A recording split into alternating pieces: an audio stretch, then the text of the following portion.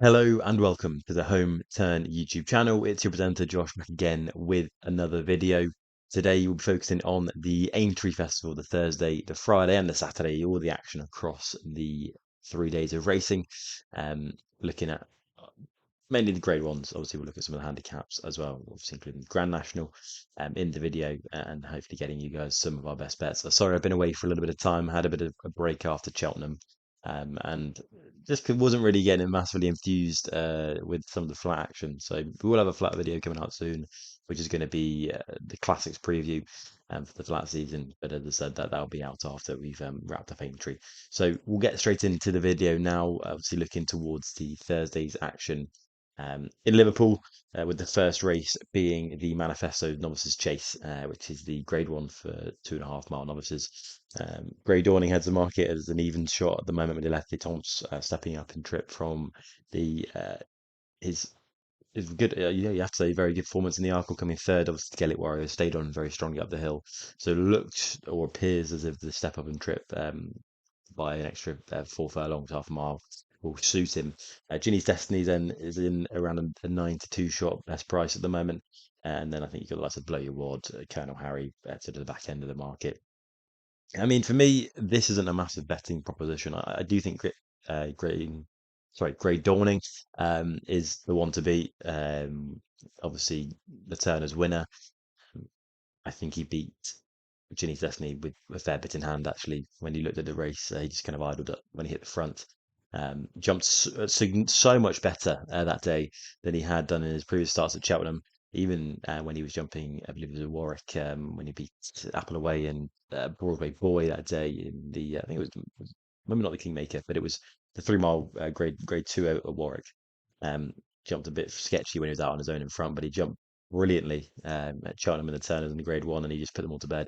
I think he'll do exactly the same here. I think Elati Thompson always seems to bump into one, and I think Grey Dawning is, as I said in my way too early Cheltenham 25 preview video.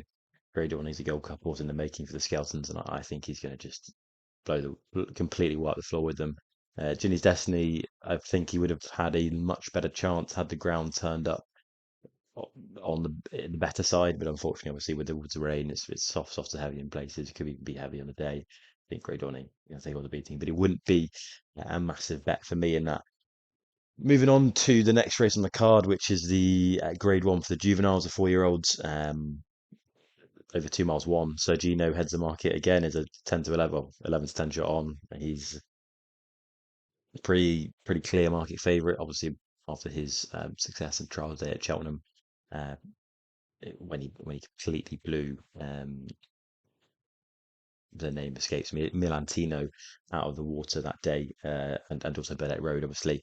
Um, Faces off against Cargeese now. Obviously, Nicky Anderson's stable form hasn't exactly kicked into gear after Cheltenham.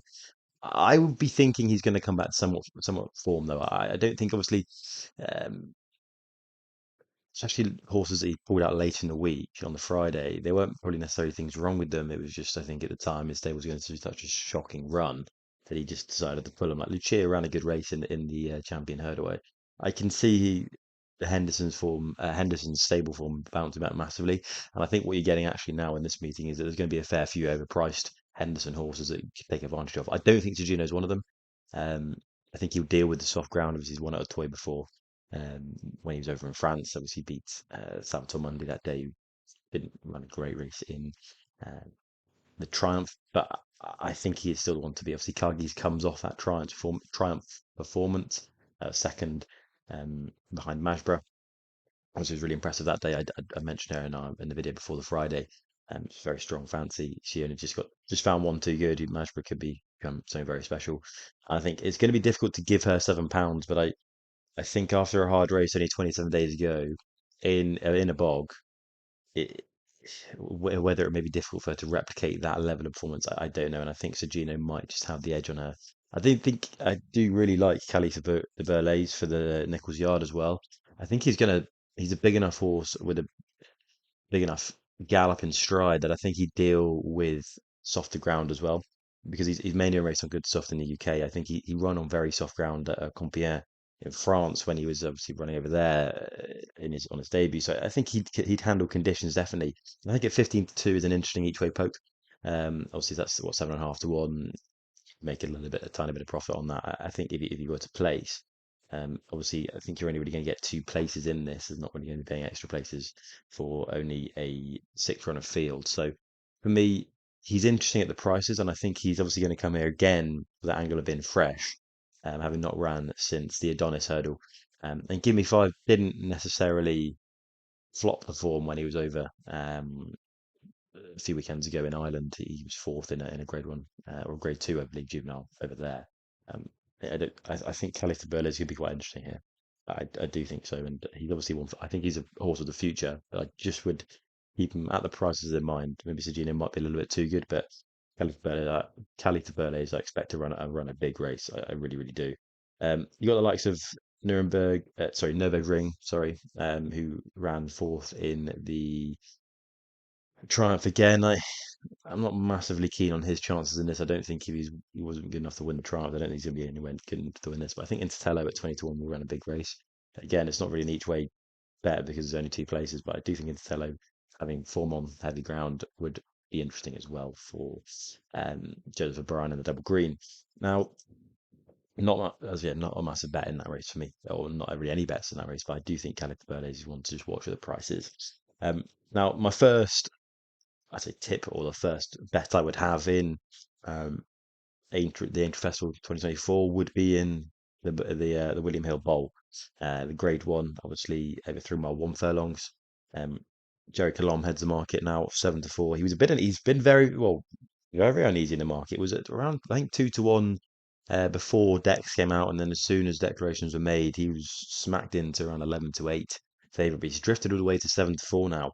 Um, and personally, I see why. I think he's had a really difficult race in the Gold Cup. Obviously, ran a blinder coming second. Didn't jump with all that much, or wasn't catch your eye jumping. And I think that may be a problem here, and especially in obviously conditions he will favour, which is softer and heavier ground.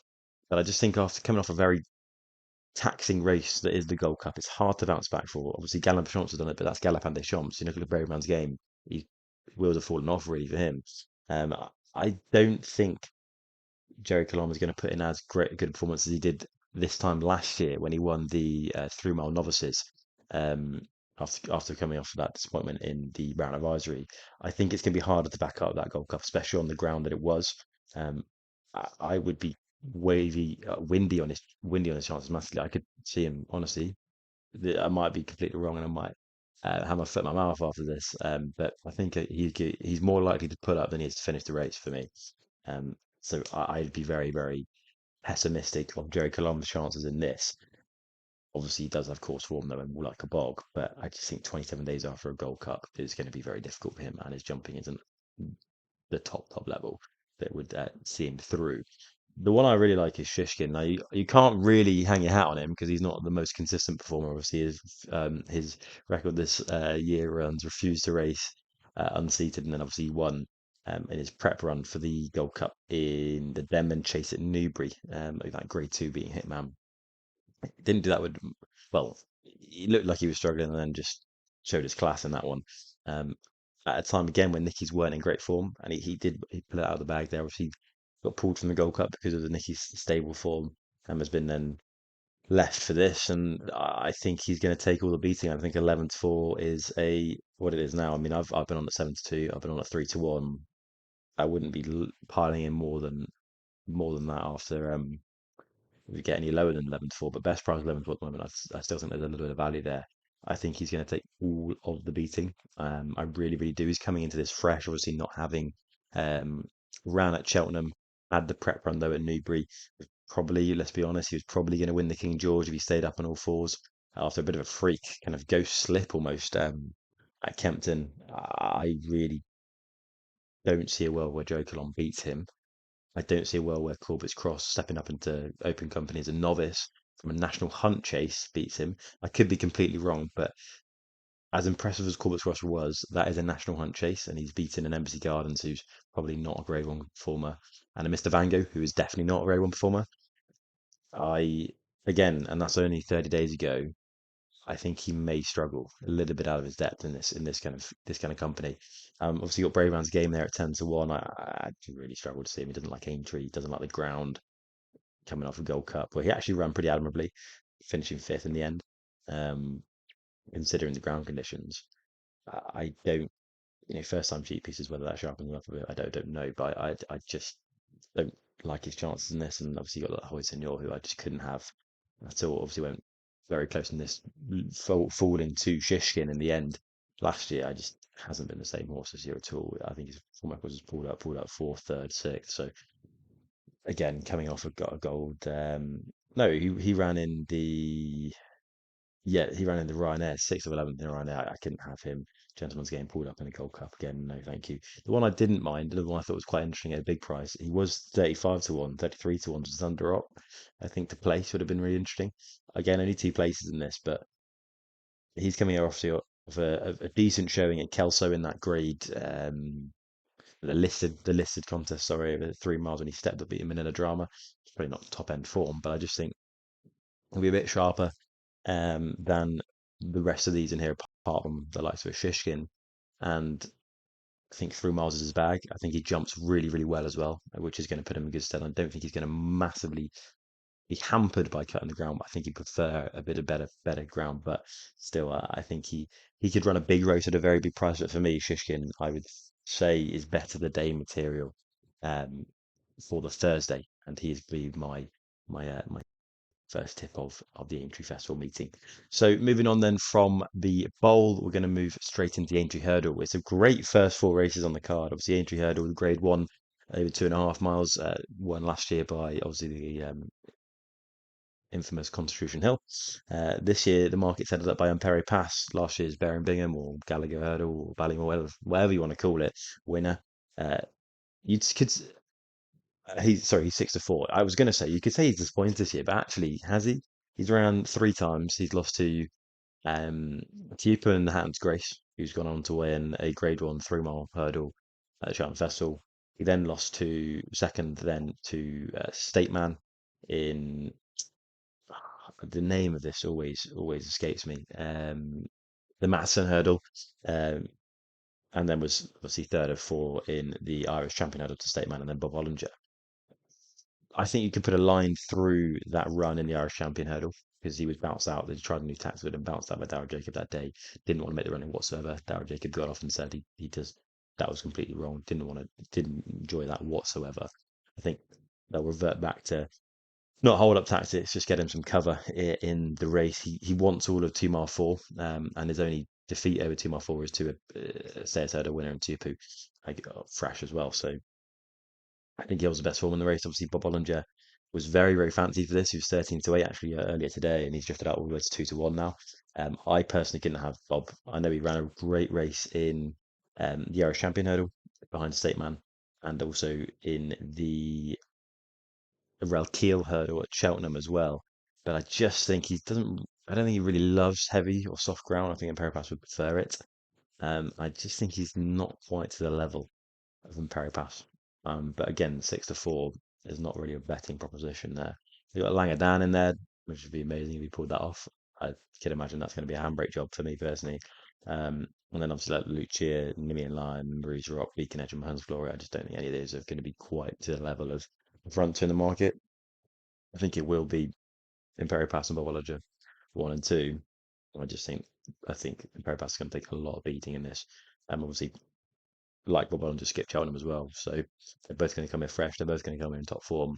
I just think if Harry Pass is slightly, he's got time on his side. He's 3 years younger, but I also think his form is rock solid.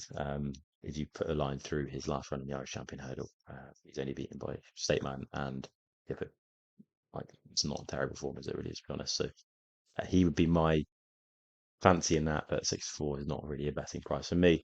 I'll skip the Fox Hunters because I have no fucking clue about what's going on with that. You could literally, I could pick a number. Oh, all right, let's say I think number 21, time leader. I'm joking, I don't know. Honestly, no idea what's going to happen with that, but it's always a fun one to watch. And then obviously onto the Red Rum Handicap Chase, which is the Premier Handicap. The market's headed up by Song Roy, who was last seen at Cheltenham, sorry, in the Grand Annual, which was won by Unexpected Party. He ended up running 6th of 16th that day. Fairly fancied that day 40 miles, but was never really there.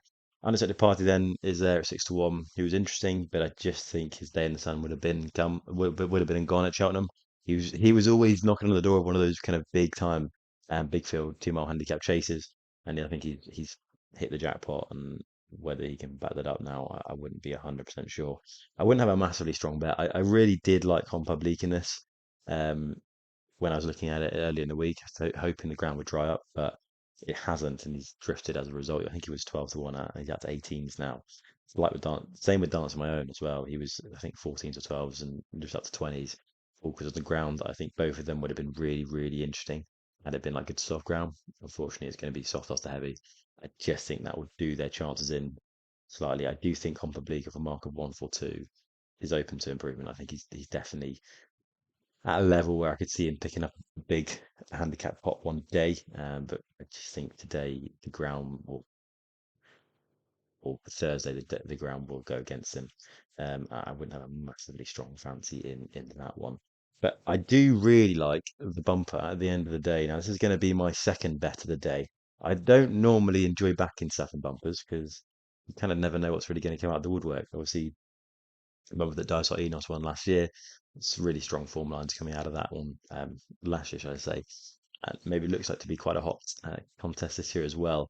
Maybe Kate for Willie Mullins heads the market coming back from her win in the November meeting at Cheltenham, where she won that listed Mes National Hunt, sorry, National Flat Race. And I'm second in the market is my pick of the day, which is going to be Honky Tonk Highway for the Skeleton team. Great name, love the name, and just really like the form. I really like the fact that on a point to point she went and beat Diva Luna, who's the third favourite in the market of Ben Paulings, and then came out and won in March, um, fairly recently. But again, not too long ago where you think, oh, she's not that's going to not have not the edge off her. I think it actually probably brought her on since that first start of the season. At Sandown in listed company, um, in a national hunt flat race for mares, she won that really convincingly. Well, say convincingly, she got I felt like she was learning on the job, and she kind of just got the hang of it towards the end, and just extended away nicely at the end. First of all, up stand downhill on soft ground, so she's definitely going to deal with the soft conditions and one of point to point at Tatsel's Farm in October on heavy ground. I could just see her running a really big race. I think 4 to 1 is a really actually quite a decent price.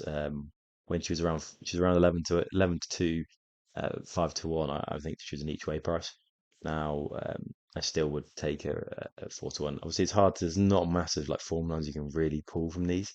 A lot of these only had 1 or 2 runs, but I just think if she's going to like the ground, she's going to enjoy a test of stamina, which is what you need to really win a bumper, um, especially on heavy ground. She's beaten Diva Luna pretty convincingly, who's obviously third favourite in the market, point to points, and the form from her listed mares win, she's coming out of company that a lot of those have won previously. So I felt like it's going to be a fairly strong form line race wise, and I just think at 4 to 1, she's a big price.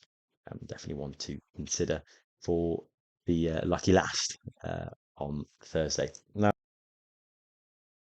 Now moving on to the Friday of the Aintree Festival meeting. Obviously, we've got the first race on the card, which is the Grade 1 Mild May Novices Chaser for 3 mile and 1 furlong. Um, the market leader for this is the 11 to 4 shot. I know the way you're thinking, trained by Gavin Cromwell, owned by JP McManus. Obviously, won the Kim Muir at the Cheltenham Festival only 29 days ago. I think for him, a mark of 158 is pretty steep. That puts him right in a probably a Gold Cup picture next year. He obviously raised £11 after that. He won it very convincingly, and it was backed off the boards as if he couldn't lose to Kim Muir. Whether I think he's that level, I'm not 100% sold. Um, I don't think he.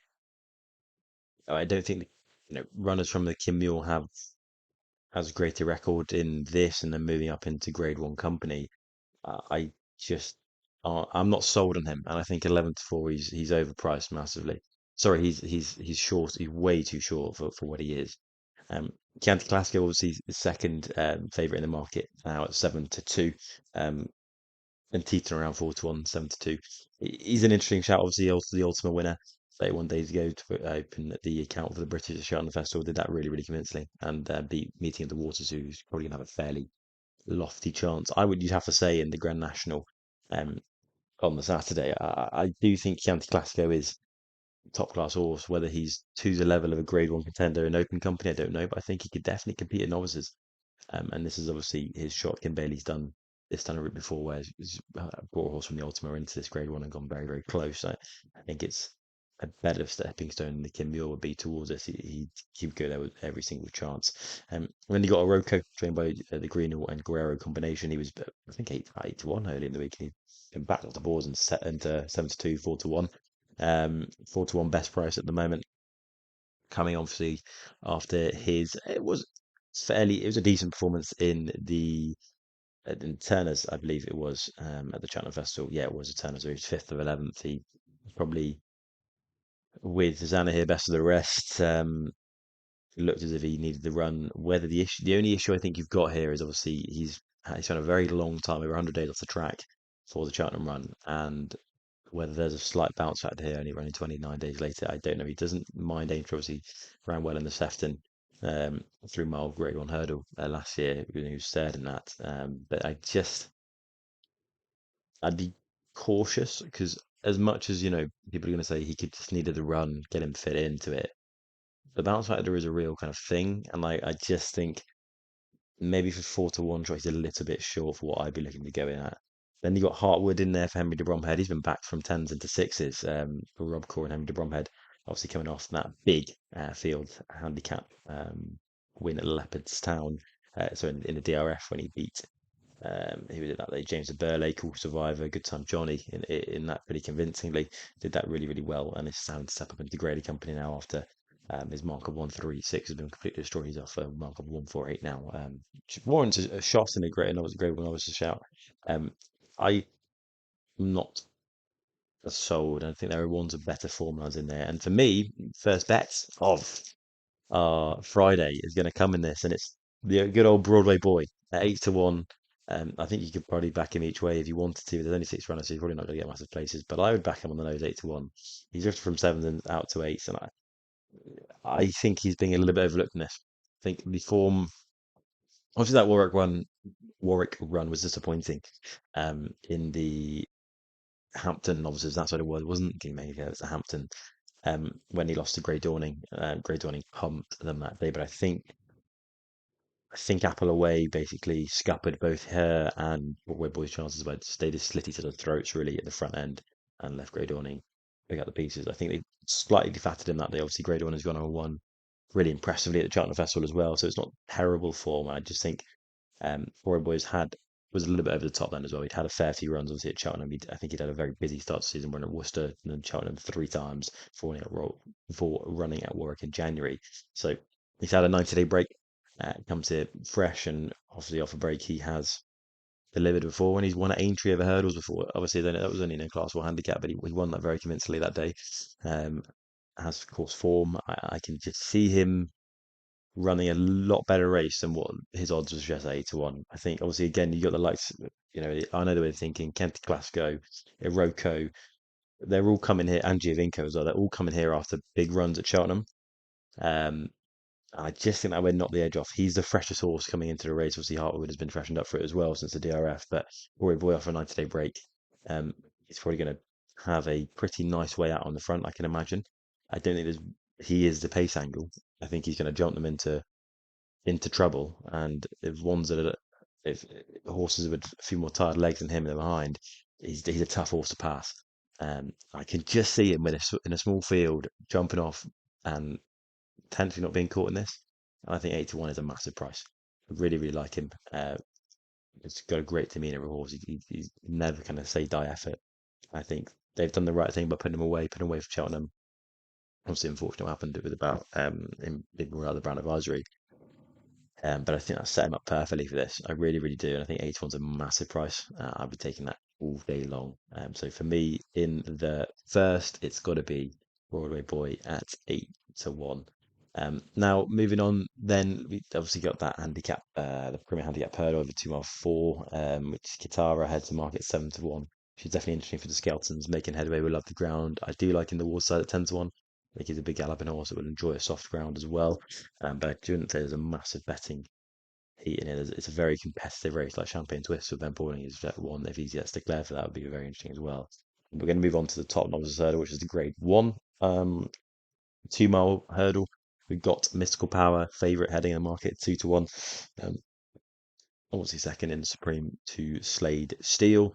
Around a really basically got outstayed up the hill on heavy ground. Um, so a very, very impressive turn of foot being able to Galileo and Annie Power.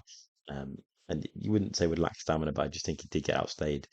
Um, I do think he wouldn't relish the soft ground. I think he may be to his detriment because you've got lots of Firefox in there at 100 to 30 who I think would cope with conditions that probably want to step up and trip more so than me and 2 miler.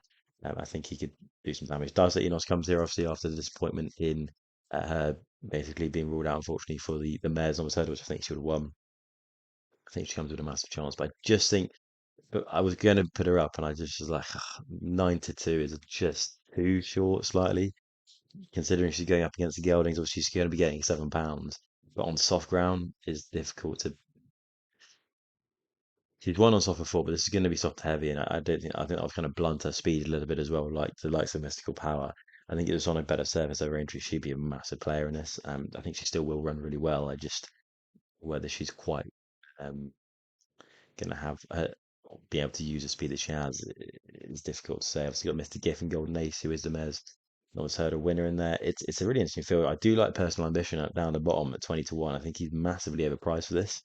I do think he loves soft and heavy ground, but I think he's just too big at 20 to 1. Again, it's not really. It would be an each way play. It could because there are 8 runners, so you would get 3 places. I think I could see him running a decent race, but it's just a really open, tricky race. And for me, if I had to pick one gun to my head, I would say Firefox with the ground conditions.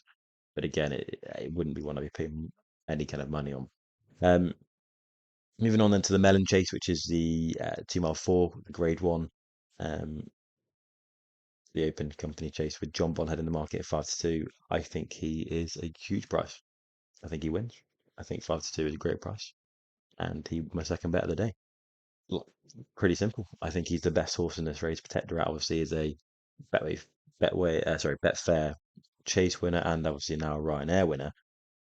I do think that probably took a lot out of him. Again, coming only 29 days after running in the Ryanair, a blinder was brilliant. But I just think whether he bounces back, whether he can return to full fitness after that would be difficult. Obviously, Pick Dory here, a 10 to 10, well, 130. I think we'll run a big race for Nichols Yard as well. I just don't think he'd lack. I think he always seems to bump into one at the top level, and I think Jonbon's just going to be too good for him. I think he's going to run a big race. Obviously, won this last year, and it's coming obviously off a break after he won the Grade One, the Ascot Chase, wasn't it? Um, yeah, the Ascot Chase against Lahon Press over 2 mile 5. That was a brilliant run. He's clearly still improving. I just think he's going to bump into a bit of an animal who is Jonbon. I think John will step up and trip as well. He will stay. He's just going to be too good for them. He really, really is. I can really see it. Obviously, Envoy Allen again. How much is that run out and conflated the light taken out of them? Evie game, I'm not a massive fan on personally for the Mullins Yard. And Miller Drama, I don't think would you have it in him. I think Jonbon's a massive price at 5 to 2. I think he's going to be difficult to beat. I think people who are snippy about his jumping, that was basically one day where he's jumped poorly. He's won on heavy ground at Sandown. He's won on soft ground at Cheltenham and the Schlur. In handle conditions, he'll definitely stay. On, um, can't be definite until he's done it, but I think he will 100% stay. I think he'll jump better with Nico on board, and I think he's going to take all the beating. I think 5 to 2 is a massive price, and he'll be my second bet of the Friday. And then I'm going to skip over the top and move into the. I'm just trying to get it up here. The Sefton. So the Sefton Novices Hurdle over 3 miles is a Grade One. Um, Jukebox Man. The Jukebox Man heads the market at 7 to 2. Obviously after his heart. It was just tug of the heartstrings when he lost. Obviously done on the line for Ben Pauling in the Albert Bartlett. Ran a a sublime race. There was Dance City ran decent race in third, and that Rin Tyrone was shocking pulled up. They're both 4-1. For me, there's one horse in this and one horse only. I think I love the jukebox man. I really do. He will love conditions. I just think it's a quick turnaround from the Albert Bartlett, which as fairly easy a leader they got is always going to be a slog, and it's going to take a fair bit off the horse. He's also ran in um, the race at Newbury. I don't know why it is. I'm blanking on the word, the name of it, where he won. He placed in that off, I think, at 25, 20 to 1 SP, the Challow, on a boggy ground as well, which was a brutal race. I mean, his last two races, I know he's had a fairly big period of time between, have been savage from a slog perspective, and that's got to take something off him. I do love him. I think I went to go see him at Foss last when he won there before he ran from the Challow. I really like the horse. I just think it's a big ask. And for me, the one in this that's just unexposed is going to be fresh is Shannon Bob and his 9-2. He's been backed in from sevens. I mean, I've got him. I managed to get on at 11-2. I didn't get on at sevens, unfortunately.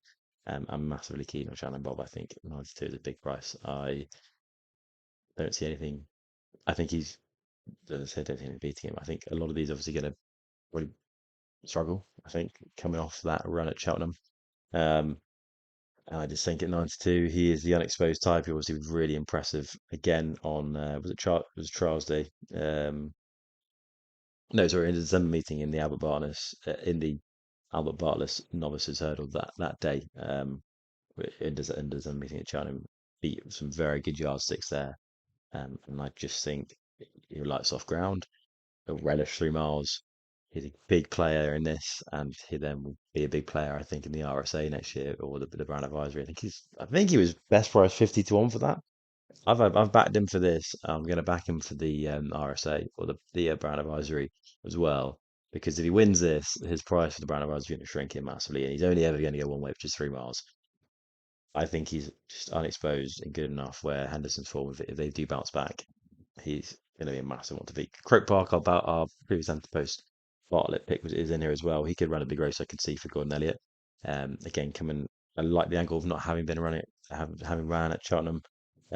He could definitely bounce back and run a big race at 8-1. But I just think Shannon Bob's is more unexposed than him, and take a lot of beating on the Friday. So for me on the Friday, just to recap, Broadway Boy 8-1 is my first bet of the day. Jonbon at 5-2, and then Shannon Bob at 9-2 are the three bets for the Friday. Hopefully for a big day on the Friday after a nice start to the meeting on the Thursday as we roll then into the Saturday, which will be the Grand National day. And then finally on to the Saturday of Aintree, which is obviously the big day of the meeting with the Grand National. Um, there, I think it's 4 o'clock, isn't it?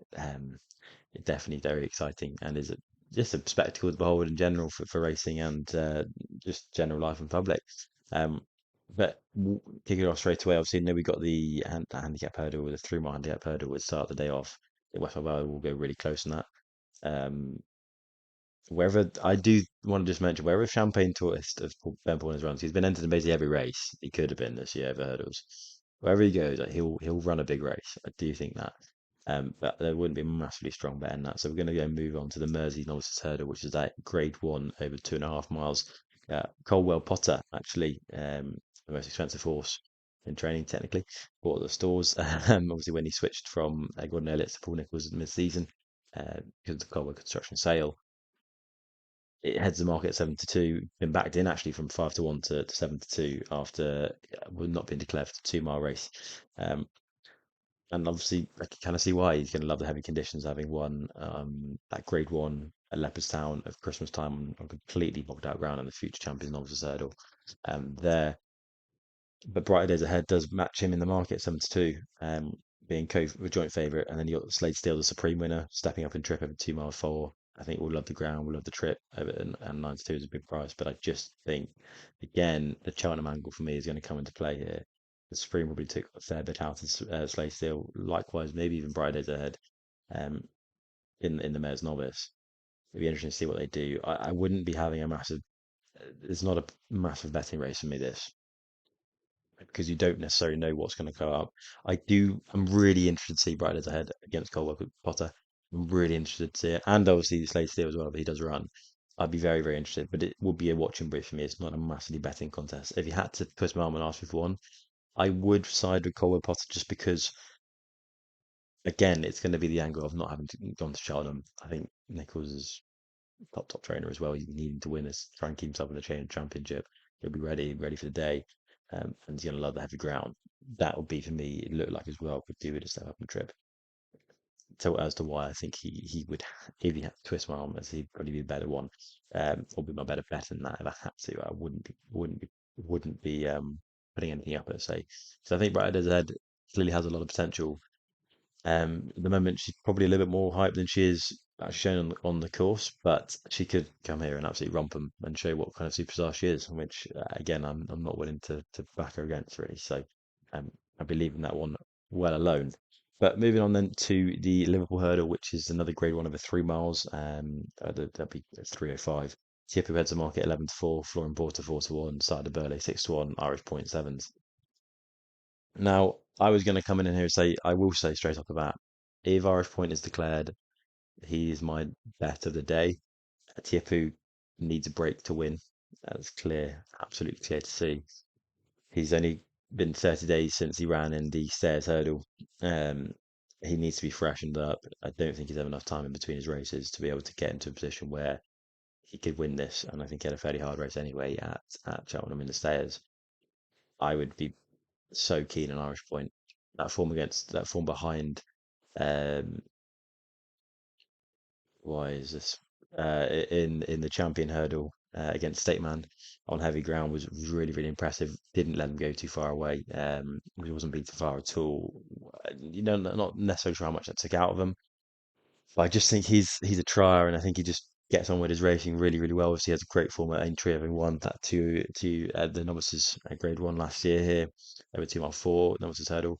But if he's been drifting from 11-2 out to 7-1, I've backed him at sevens because I think it's a big price. If he doesn't get declared for this, then um, it is what it is. But I just think you'd have to wait until he gets declared to know for sure. But if he is, Irish Point 7-1 is a massive bet for me. I couldn't have many of the rest of the others from Porter side of Burley. Yeah, obviously never right side the Burley off, but I wouldn't have him. Strongly they probably will run a big race at 7-1. Maybe runs in this as well, but I couldn't have the rest of them in this. And I just think I really don't fancy Tipu. Based on having to back up the run at Cheltenham so quickly. I just don't think he has it in him to do that.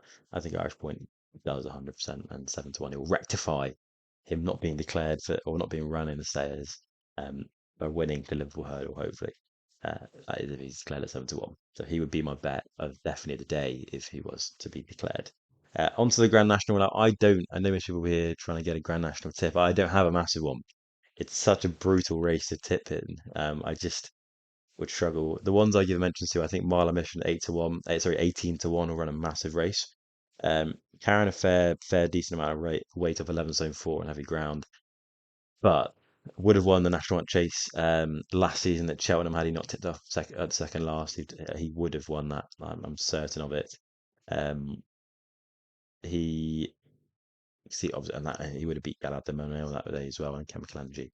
And then was second in the Colin Parker at Carlisle to open up his account in the year, which I think was Thunder Rock as well. I think he's going to run a big race anyway in one of the grey ones. And then was unfortunately second to the late That's Right Gino um,